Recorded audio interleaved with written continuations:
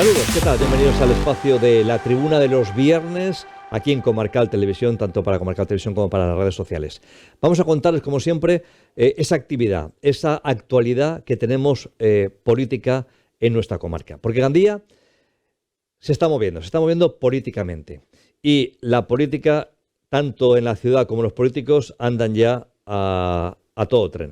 Apenas 48 horas de que llegara o de que el Partido Popular designase a Juan Carlos Moragues, alto funcionario de Hacienda Pública, ex conseller de Hacienda y delegado del Gobierno, doctor en Derecho y en Ciencias Económicas, el Gobierno municipal ha decidido bajar los impuestos. Esta reacción es el primer logro del candidato Juan Carlos Moragues, que ha conseguido como reacción a su nombramiento una rebaja de los impuestos que pagamos muy generosamente los gandienses. Pero hay letra pequeña. Esta bajada electoral de tan solo un 3% o un 5% si se tienen domiciliados los recibos, se queda en nada cuando recordamos las subidas a razón del 21%, y ya les adelanto que si el actual gobierno vuelve a gobernar, tiene una victoria, volverá a subir los impuestos cerca de un 7% después de las elecciones. La culpa, ve tú a saber por qué. Por otro lado, la perdedora de las primarias anteriores en Compromís, Alicia Izquierdo, anuncia que se presenta de nuevo a las primarias. Y esta vez parece que con todo controlado por parte del aparato para que sea cabeza de lista de un Compromís a la baja y donde habrán fratricidios entre los grupos componentes de la coalición deshinchada. Y es que el miedo es la principal fuente de superstición y una de las principales fuentes de crueldad. El miedo a quedarse sin sillón consistorial. No existe nada que odien más los mediocres que la superioridad del talento. Esta es, en nuestros días, la verdadera fuente del odio. Comenzamos la tribuna de los viernes.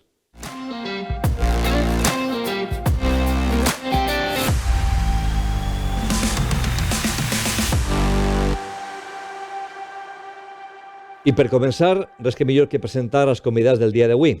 Està amb nosaltres Laura Morant, va ser regidora d'Educació en la legislatura de l'any 2015 al 2019. Què tal, Laura, com estem? Moltes gràcies per convidar-me. També està amb nosaltres Miquel Rodilla, i és professor d'Ecosistemes Marinos de la Universitat Politécnica del campus de Gandia i és el secretari general d'Esversa a la nostra ciutat. Què tal, Miquel? Molt bé, moltes gràcies. Y también está con nosotros Sabino Peralta, que es un viejo conocido, politólogo, que también se apunta a dar su opinión en torno a cómo se está moviendo la actualidad política dentro de nuestra ciudad, en Gandía. Bueno, buenas tardes a todos. Buenas tardes, Abelino. Buenas. Yo quisiera, en un principio, que hablásemos de esa bajada de impuestos. Una bajada que anuncia el gobierno, nada más se entera que es un especialista en fiscalidad, como es Juan Carlos Moragues, el candidato del Partido Popular. Un candidato que de alguna manera no genera en su entorno ninguna animadversión por parte de ningún sector. Y cuando lees la letra pequeña, como ha explicado, ya entrará el próximo año la rebaja de impuestos, que es tan solo de un 3%. Si usted no puede tener alguna cuenta con un banco porque tiene problemas con el mismo, se pagará entonces, solo descontará el 3%.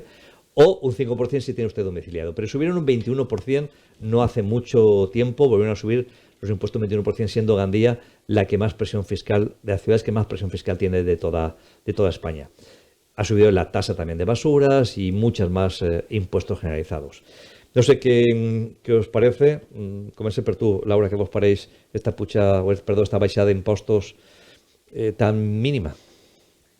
Jo no crec que siga mínima. La veritat que és cert que teníem un pla d'ajust molt fort, i si el teníem és perquè van haver molts anys, recordem els anys del 2007 a 2015, en què es va gastar per un costat i per altre. Aleshores, la mala gestió de política té un cost a la ciutadania.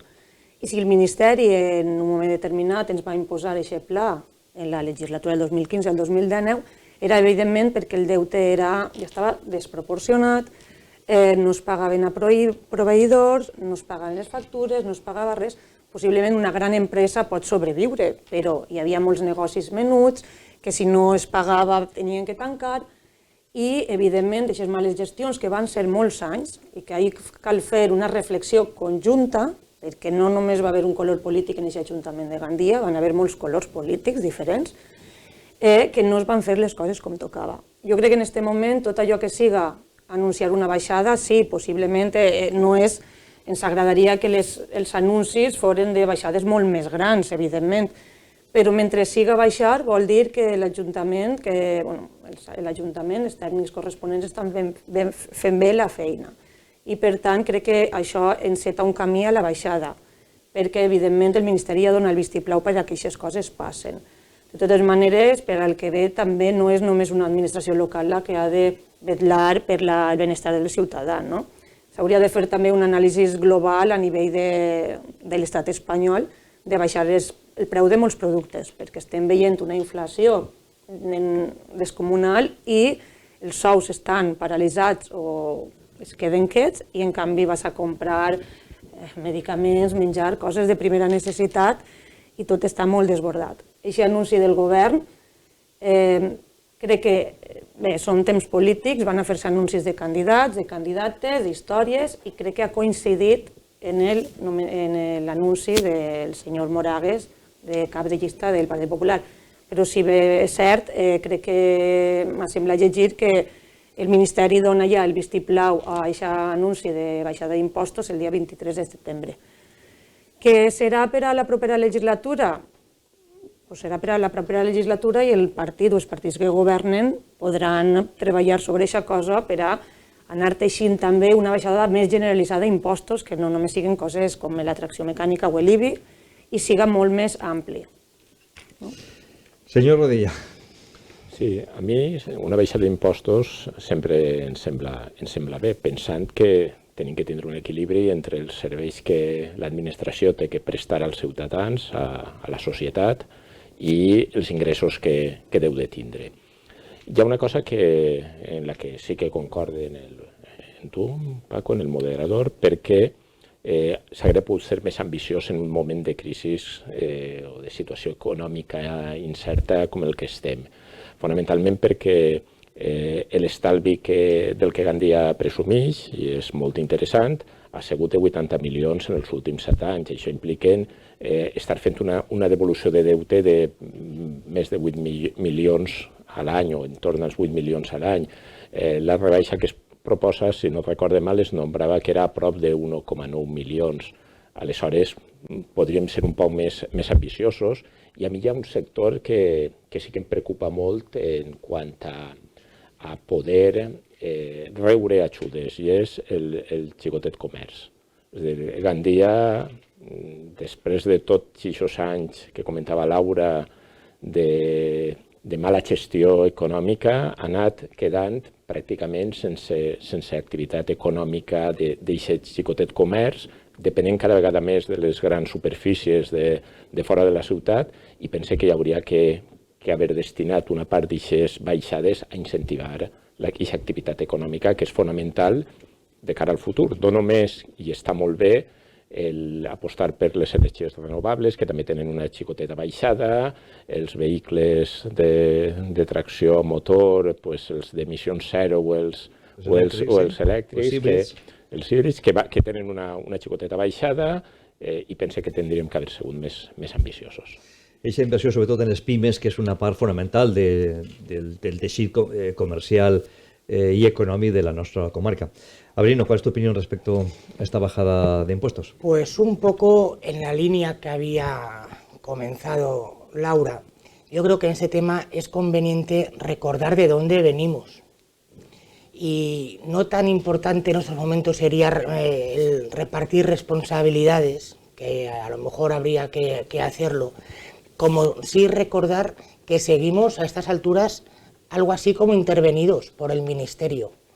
Cuando tenemos todavía la deuda que tenemos, y es cierto que se ha reducido de manera sustancial, no sé si con esa deuda que aún arrastramos estamos en condiciones, desgraciadamente, de rebajar demasiado los impuestos.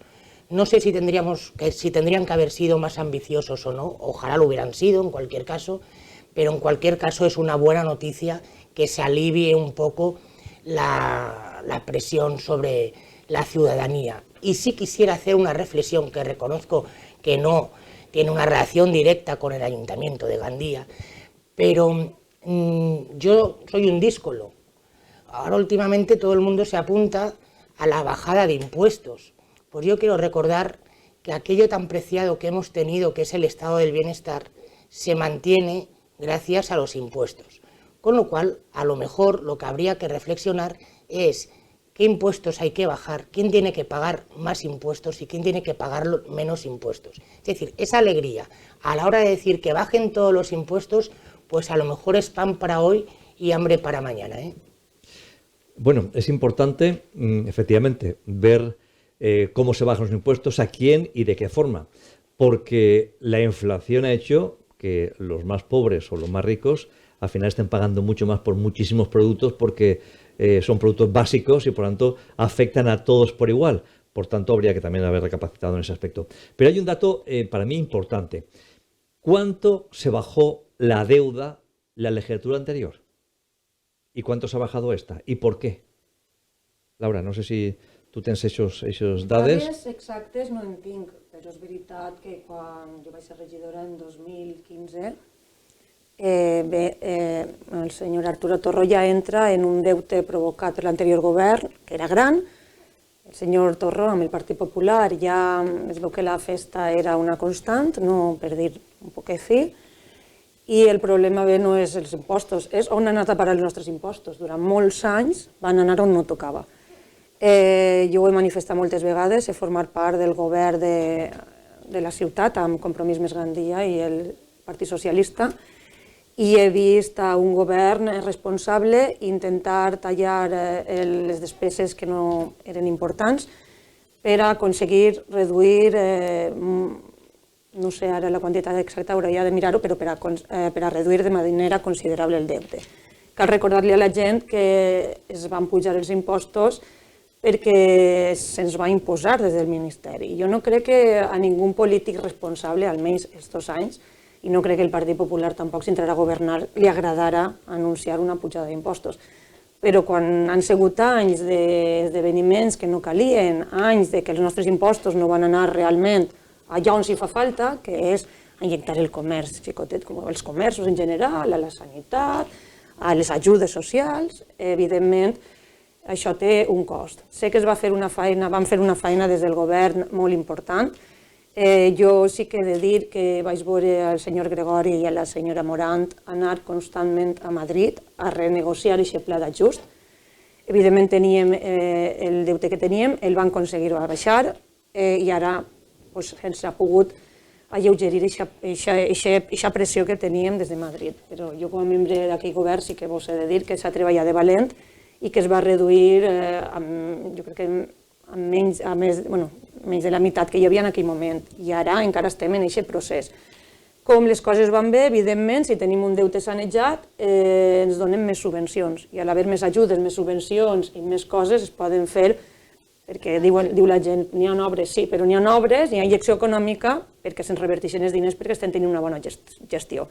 Si tornen a haver governs com els d'abans, que tant de bo això no passe mai, siguen del color que siguen, evidentment, i se'n tornen a passar, ens quedarem tots tancats i Gandia continuarà perdent aquest atractiu que ha tingut com a potència comercial important i, evidentment, pagarem uns impostos molt elevats o un IBI molt elevat també a comparació a la resta de municipis, a lo millor del País Valencià.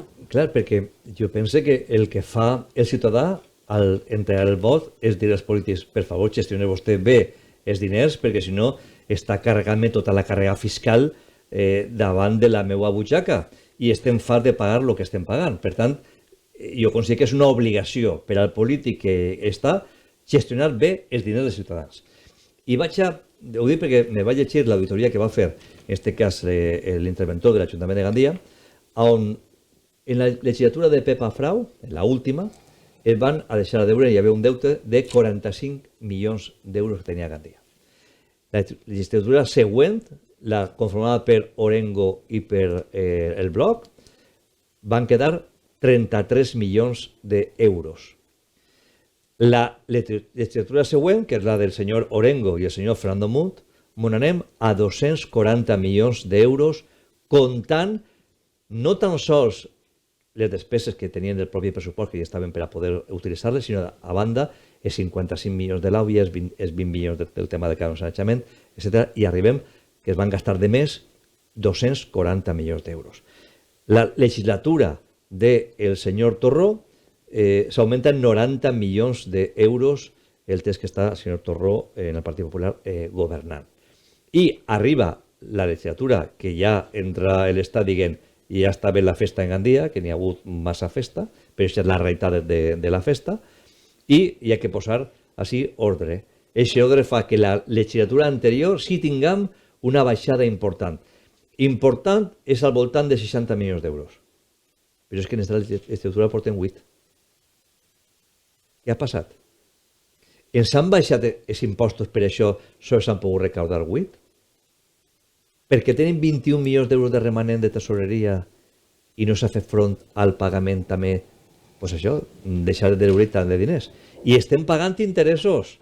No hem començat a pagar capital, que la següent legislatura començarem a pagar capital. De moment sols la cadència per interessos.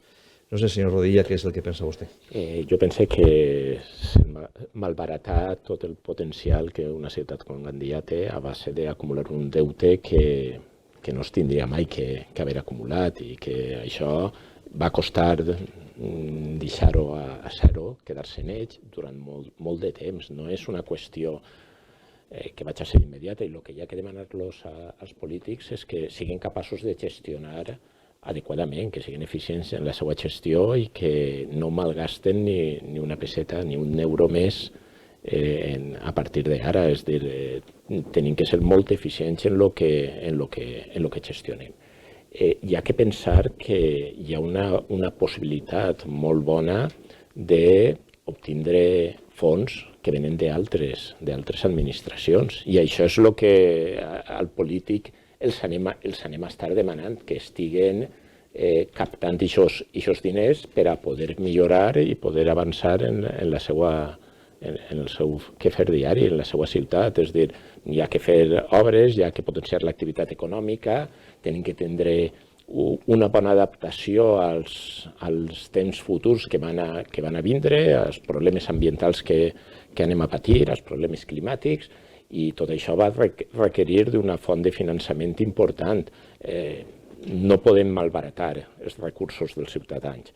Els impostos són necessaris, tenim que tindre aquest bon equilibri entre el que se recauda i els serveis que hi ha que prestar als ciutadans, i tots estem d'acord en que, i probablement tinguem la ideologia que tinguem, en que això és fonamental i és necessari. Tots fem servir els serveis públics en algun moment i volem que funcionen bé, però els polítics es tenen que demanar, es tenen que comprometre a ser eficients en aquesta gestió. És dir, no podem malbaratar els recursos. Efectivament, hauria de ser una pràctica natural el fer una bona gestió i donar comptes d'aquesta bona gestió. Entre altres coses, perquè també la ciutadania creuria més en el polític, que creu poc perquè les promeses se veuen moltes vegades incumplides. Señor Peralta, estamos redundando con lo mismo. Ya ha escuchado usted todo quien dejó las arcas a cero, pero en estos casi 8 años tampoco se han rebajado lo suficiente y hemos pagado solo intereses. Yo creo que si hubiera que colocar una calificación a la gestión de estos años, sería el progreso adecuadamente. Seguramente a todos nos gustaría que la situación fuera mucho mejor, pero yo repito, venimos de donde venimos y no estoy ahora mismo repartiendo culpas ni estoy señalando a responsables. Y no se puede sustraer el entorno económico que estamos viviendo de terrible incertidumbre. No se puede hacer una previsión. Las previsiones del gobierno chocan con las que hace la Fundación de Cajas, la que hace la Fundación de Cajas choca con la que hace cualquier otra institución. Es decir, tenemos un contexto económico de incertidumbre y por lo tanto yo creo que alegrías pocas. Vamos a ver ese remanente al que usted hacía mención, porque tampoco podemos olvidar que al final el ayuntamiento es la hermanita pobre de las administraciones. y que el ciudadano no sabe quién tiene la competencia para que le resuelva el problema. Si es una competencia del gobierno nacional, bueno, estatal o autonómico, al final el ciudadano a quien va a reclamar es el ayuntamiento. Y algo me hace a mí pensar que en estos años que vienen por delante, pues la situación económica no va a ser, desde luego, mejor que la que hemos tenido. Tengo el dato exacto, porque se lo voy a contar a todos ustedes. La legislatura del año 2015 al año 2019, en la que esta señora era regidora, se rebajaron en 65 millones de euros la deuda que tenía Gandía. Del año 2015 al año 2019. 65 millones de euros menos. Desde el año 19 hasta el 27 de octubre del año 2022 se han rebajado 5 millones de euros. Y estamos pagando solo solo intereses. Aún no hemos entrado al pago de capital.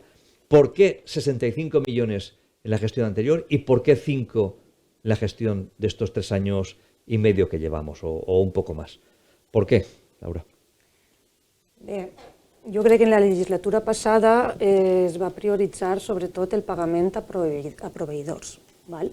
I per tant, evidentment, la quantitat que tu dius del 2015 al 2019 és més elevada perquè hi havia moltíssimes persones que depenien també d'aixòs diners es pagar. Una altra cosa són els interessos i aquest any 2015-2019 el pla d'ajust era molt estricte i per tant s'havia de pagar amb més rapidesa. Una vegada es fan els deutes i sí que n'hi ha aquest progrés adequadament que deia Avelino, aquest pla d'ajust es rebaixa un poc i permet pagar les coses d'una altra manera o progressivament. Què passa? Jo soc del pensar que les ciutats i els pobles no s'han de parar i s'ha de conjugar allò que es deu, una vegada pagat a proveïdors, que era una de les preocupacions del govern que hi ha, que va haver i que en aquest moment ha repetit, després s'ha de conjugar.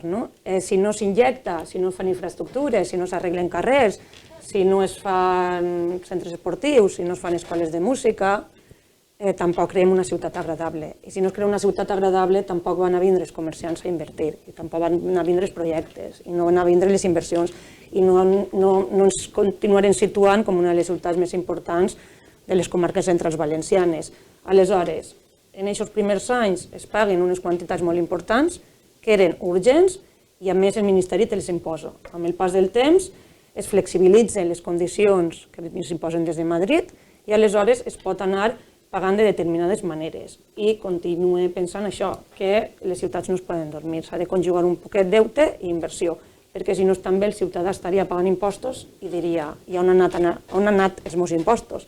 Perquè el problema no és pagar impostos, com deia Miguel també, dels impostos és l'estat del benestar, un impost ben gestionat per la classe política o per els gestors polítics, que repercuteix realment en la nostra qualitat de vida, en l'estat del benestar, estan ben posats. Però si damunt, així, i no ha sigut només Gandia, al territori valencià, s'ha fet un mal ús de les arques públiques, evidentment, no s'ha vist, aquests impostos no s'han vist repercutits, com s'haurien pogut veure, com es poden veure al nord de l'estat espanyol, que estan molt més avançats, o es pot veure també a Catalunya, on sí, hi ha hagut corrupció, però també s'ha vist com aquest impost ha repercutit en la vida del ciutadà, tant infraestructura, tot en millores tecnològiques, educatives, ja el nord de l'estat està molt en alternatives verdes, en plaques solars, i per tant així ens hem quedat un poc endarrerits. Com apuntava també Avelino, no es tracta tampoc de tirar la culpa, però sí que n'hi ha una responsabilitat. I en la vida ha de continuar caminant cap avant, però de tant en tant girar-se per a mirar el passat, per a no repetir-lo. Venen temps molt complicats, evidentment, de molta crisi econòmica, però també de valors i de molt de polític també un poc egocèntric i mirant-se la cadira més que al ciutadà. I caldria fer una reflexió per a mirar un poc al passat i que no repetisca. I que d'ara endavant, una vegada es netegen les administracions, que crec que la Gandia no és l'única, començar a tindre uns models de ciutats més sostenibles, més adequades, on s'aposta per la qualitat de vida i les persones, quan no paguen un impost, no es senten, com ens sentim tots, estafades o fins i tot robades. Actualment, Gandia deu 272 milions d'euros. 272 milions d'euros. Esta legislatura, a data d'avui, 5 milions d'euros ha sigut el que ha baixat aquest deute. Senyor Rodilla, és evident que hi ha que generar pues, una convivència molt millor de la gent. De fet, els polítics estan per a millorar la vida del ciutadà. El que passa és que també hi hauria que pensar en generar activitat econòmica, és a dir, se poden fer moltíssimes coses, però si tot va a càrrec dels impostos perquè per si mateix no són capaços aquestes infraestructures que es poden muntar de, diguem que nutrir-se per als propis usuaris, al final generem encara més deute. Pregunte. Sí, és dir, hi ha una qüestió que és bàsica, és dir, qualsevol activitat econòmica va generar més recaudació d'impostos per la pròpia activitat econòmica. Per una altra banda, nosaltres el que tenim que tindre molt clar és que quan estem rebent els impostos, el que es tracta és d'invertir-los en allò que puga generar un benestar per al ciutadà. Bé, perquè és necessària l'activitat econòmica, però també a partir dels serveis o els complements que es podem estar aportant. Tot això el que implica és que és necessari estar analitzant molt bé quines decisions pren el polític i inclús jo diria, no són decisions que pot prendre només l'equip de govern, és a dir, hauria de fer ostensiu a tota la societat, a tots els partits, és a dir, tenim que definir quina és la societat que volem per al futur i decidir molt bé quines infraestructures són necessàries, quines són interessants i quines són imprescindibles. És a dir, tindríem que prioritzar. Els diners que tenim són un recurs escàs, tenim que comprometre-nos en allò que és imprescindible, en allò que realment ens va generar unes possibilitats en el futur, no allò que està bé però no ens va a salvar d'una situació pitjor. Estem en un moment de molta incertesa i en aquestes incerteses i en aquests problemes econòmics que tots estem d'acord que van estar presents i que no van estar desapareguent de la nit al matí, necessitem allò que és imprescindible, no lo complementari. Aquesta incertesa, davant de 272 milions d'euros que deu ara mateix Gandia, es pot fer això complicada i pot ser que tinguem una puja d'impostos en la següent legislatura si no se rebaixen més en aquesta legislatura. Evidentment, tan sols 5 milions d'euros en el que portem de legislatura enguany. Avelino. Yo una última reflexión, si se me permite, sobre el tema de los impuestos. Una reflexión que sería algo así como que también tenemos que aprender los ciudadanos, esos gobiernos de un color y de otro, que han generado esas deudas en Gandía y en otras localidades, no han contado necesariamente con un castigo electoral, con lo cual, ojalá hayamos aprendido todos, políticos y ciudadanos. Repito, en Gandía, por ejemplo, usted citaba el último dato, en la legislatura del señor Torró se aumentó a 330 millones la deuda. Pues le faltó un puñado de votos para volver a sacar mayoría absoluta al señor Torró. Es decir, los ciudadanos tenemos que asumir también nuestra responsabilidad en estos temas. No se la podemos trasladar solo a los políticos. Y con el tema de los impuestos, y aquí aparto los impuestos locales, que son otra historia, pues se ha caído estos días un dogma del neoliberalismo, que era la bajada de impuestos. La bajada de impuestos se ha llevado por delante a la primera ministra británica.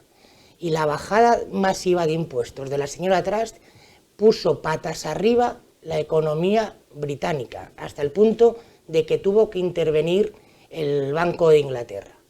Con lo cual... Claro, que eso de bajar impuestos y subir los gastos, como que no casa, ¿no? Cuadra. Efectivamente, no casa. Pero eso, yo quiero hacer ese hincapié en que los ciudadanos a veces nos lo tenemos que hacer mirar, Efectivamente, siempre nos tenemos que hacer mirar. Yo pienso que hoy en día muchos se han convertido en hooligans, es decir, esto parece equipos de fútbol, que uno, aunque su equipo de fútbol vaya mal, no cambia de equipo de fútbol. No, la política tiene que ser diferente. si no te gusta cómo están haciéndolo, si no mejora la vida de los ciudadanos, se podría cambiar de voto, se vote a quien se vote. Y además es sano y eso, bueno, lo que hace es airearse muchas veces instituciones, evitar que se generen, bueno, por poltronas, enchufismos que están ahí, bueno, pues enquilosados año tras año y, bueno, pues cambiar a veces de aires también es bueno para la democracia, por higiene democrática. Vamos a cambiar de tema, si les parece. Tenemos ya una persona dentro de Compromís que ha dicho que quiere optar a las primarias. Hablamos de Alicia Izquierdo. Alicia Izquierdo ha sido siempre la bendecida por parte del aparato, del viejo aparato de Compromís, que ha estado mucho tiempo gobernando, que incluso llegó a pactar con Arturo Torró el darle de nuevo la alcaldía en caso de que fuera decisivo, y hasta última hora tuvo que votar la asamblea para que los que en aquel momento eran concejales, bueno, pues de alguna manera no votasen a favor de Diana Morán, sino se abstuvieran, por tanto Arturo Torró fuera alcalde. Esos están intentando ahora volver, regresar y colocar a Alicia Izquierdo al frente del partido en la siguiente legislatura. No sabemos qué hará el actual líder, que ganó precisamente Alicia Izquierdo en las anteriores primarias, que es Pepa Landete. No sabemos qué es lo que hará y hará un clavado dentro de Iniciativa, pero también es verdad que Compromís e Iniciativa no tiene una situación después de lo de Mónica Oltra y recientemente después de lo de Mireia Moyá, bastante bollante, y la imagen que está dando tampoco es la oportuna en esta época. No sé qué piensan ustedes respecto a estos movimientos y luego hablaremos más profundamente respecto también a la posible candidata de Compromís. ¿Qué le parece, señor Avelino? Pues a priori, un partido que no es el mío, pues no debería pronunciarme demasiado, pero yo quiero hacer dos apuntes. Primero, ayer escuchaba, o antes de ayer, al que fue presidente del gobierno, el señor Zapatero, decía que nadie mejor para defender una gestión que aquel que ha dirigido esa gestión.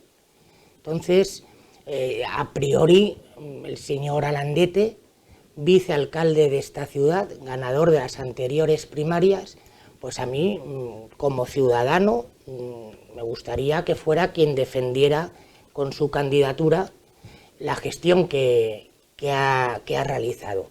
Y mucho cuidado con los aparatos, porque a veces los carga el diablo. Se cortocircuitan, ¿verdad? Yo, créame que sé de lo que le hablo. El aparato del Partido Socialista apoyaba de manera masiva y casi unánime la candidatura de Susana Díaz a la Secretaría General del partido. Las viejas glorias, desde Felipe González a Alfonso Guerra, pasando por Rubalcaba, el propio Zapatero, apoyaron a Susana Díaz.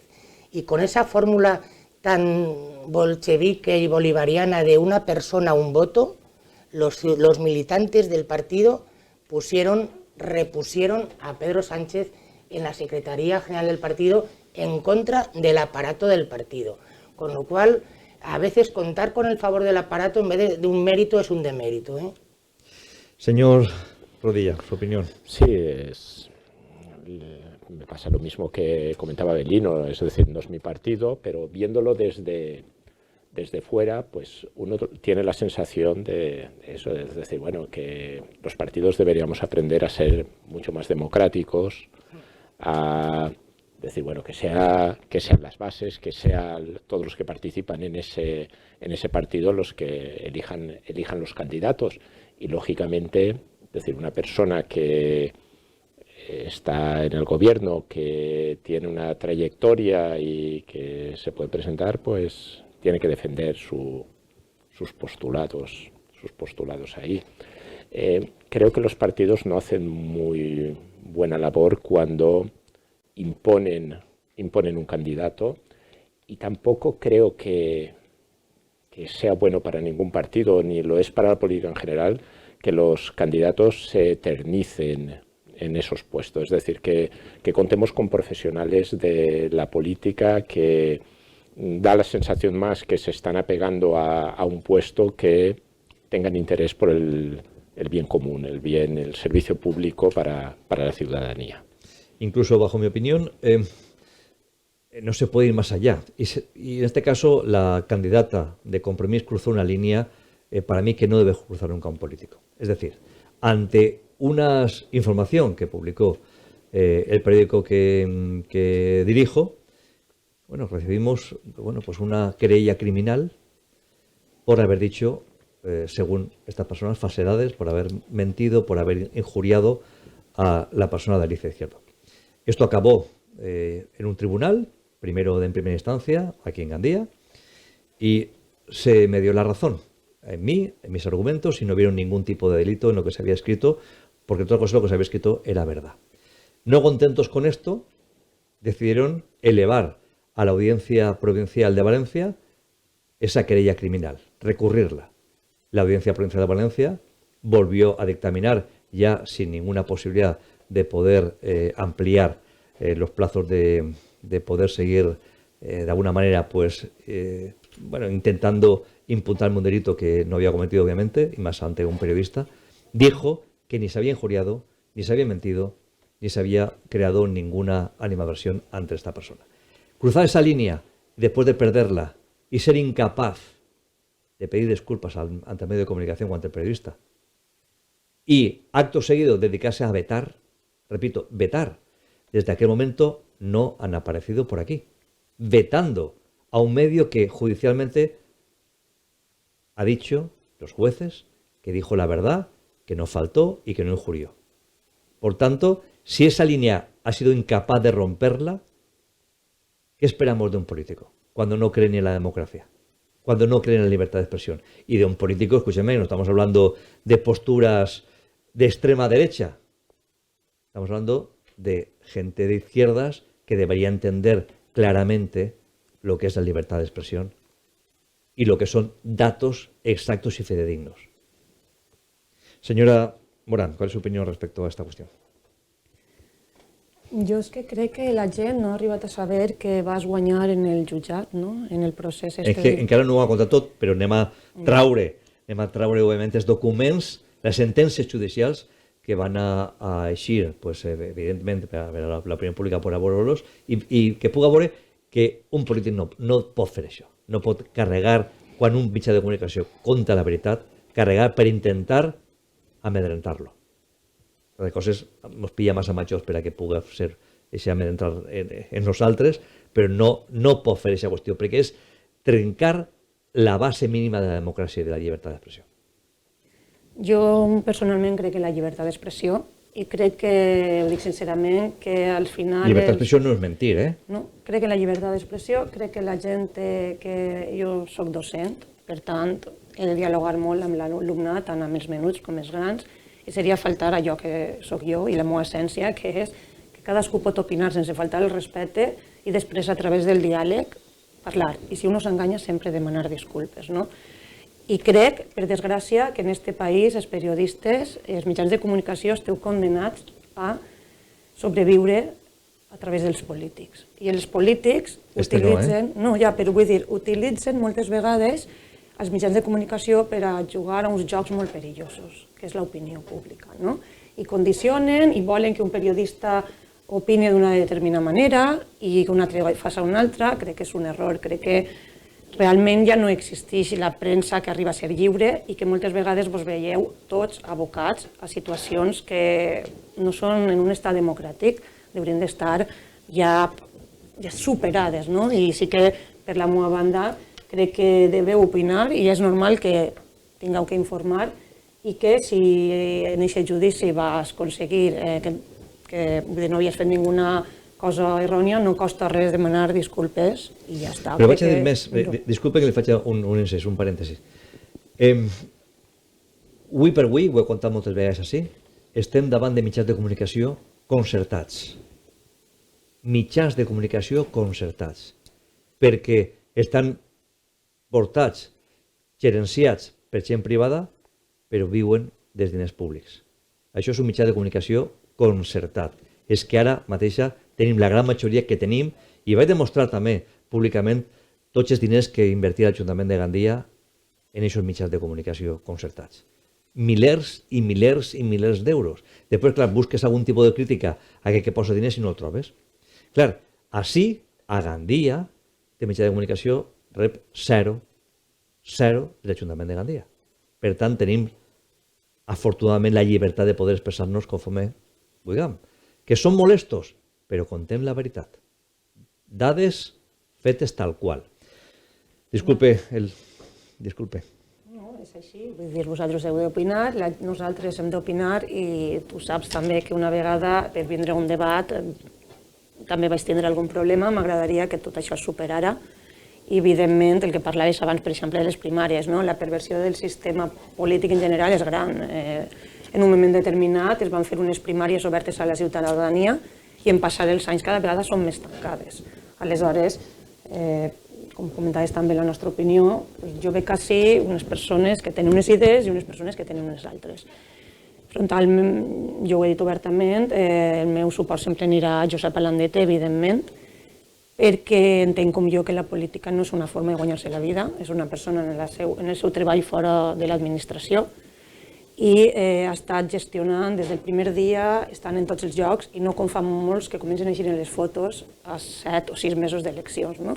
Jo crec en una altra manera de fer les coses, crec en la suma, crec en la participació, crec en la coherència i la democràcia i jo crec que en tot això Josep Alandete, en aquest cas, ja va guanyar les primàries en 2019, ja va haver de cedir i negociar per a que no es feren primàries a la llista, sinó a la persona en qüestió, a l'altra persona li haurà tocat presentar-se unes primàries, però ella és una persona dialogant, que pensa en el progrés de la ciutat, que creu, té una idea urbanística de Gandia, del que vol de Gandia, això és el que té que fer un polític, no pensar que tens que estar en una cadira i continuar. I la configuració, bé, tot el món té dret en un procés de primàries, que ho vaig explicar l'altre dia, és allò que la gent pot apuntar-se. Abans se podia apuntar tot el món i ara sols poden votar els partits. Aleshores, jo crec que anem enrere i que caldria revisar també la manera d'elegir dels candidats. Jo sempre he reivindicat les primàries obertes i més d'un o una s'emportarien una sorpresa, llistes obertes, i que els temps moderns també volen dir progressar és canviar les dinàmiques del passat, i aquestes dinàmiques s'han de canviar en aquest cas. I després recordar, jo també pense, com ha dit Avelino, Josep Alandete va guanyar aquestes primàries, és un vicealcalde, normalment el partit del qual forme part, encara que jo forme part d'un subgrup dins del mateix Compromís, que som els que serien fills de la Unitat del Poble Valencià, no em cansaré mai de dir-ho, que la nostra manera d'entendre la política així està gent que mai ha cobrat de la política. Nosaltres tenim una manera d'entendre les coses des de les nostres professions i des de les nostres cases. I després tot el món pot presentar-se, però Compromís sempre ha deixat, ha retirat a un candidat de manera progressiva i possiblement d'unes altres maneres. I en aquest cas la senyora Izquierdo va signar un codi ètic de Més Gandia en el que es comprometia també a no continuar més de 8 anys com a regidora. Aleshores, el que no es pot fer és emprar aquest codi ètic per a unes coses i per altres no. Jo, evidentment, no puc defendre la incoherència. M'agradaria que hi hagués més coherència, m'agradaria que s'haguera sumat, però cal recordar-lo d'aixòs 8 anys en el codi ètic de Més Gandia, que especificaven que una persona no pot continuar més de 8 anys. I després, tot el que siga sumar, benvingut, però no es pot sumar en un vídeo, per exemple, promocional on s'anuncia que caben tots, però ja tinc 20 persones per a formar una llista. Si caben tots, no pot ser que tinguis 20 persones per a formar una llista, perquè les primàries de Compromís vol dir que la gent tria els 20-25 candidats de la llista. És a dir, aleshores, Alandete té un altre concepte del que és sumar en el progrés de l'esquerra per a canviar les dinàmiques arcaiques que n'hi hagueren de la vella política, i jo veig així també, i seré molt crítica amb això, en què certes persones de tots els colors que han estat tota una vida haurien deixar-se les seues partides a casa i deixar que gent amb ganes de fer feina ocupara cadires a l'Ajuntament de Gandia. Falta molt poc de temps ja per a concloure. Jo voldria saber si és possible que tinguem de nou un pacte tots els grups a l'esquerra del Partit Socialista? És possible, sempre i quan es donen les circumstàncies i se pacte els continguts programàtics, un programa, allò que es vol fer per a la pròxima legislatura, és possible. És dir, jo soc una persona que planteja que és necessari el diàleg, que és necessari arribar a compromisos, a acords entre tots, i jo penso que l'esquerra en Gandia només guanya quan està forta i està unida. És a dir, és molt difícil que d'una manera aïllada arribem a És obtindre... complicat, senyora Morant, que ja tinguin els 20 noms de la llista i si després al final fan pactes en Esquerra Unida, en Esquerra Republicana de Catalunya, en els Verds, en Podem o en qui siga, al final la llista no serveix per a res.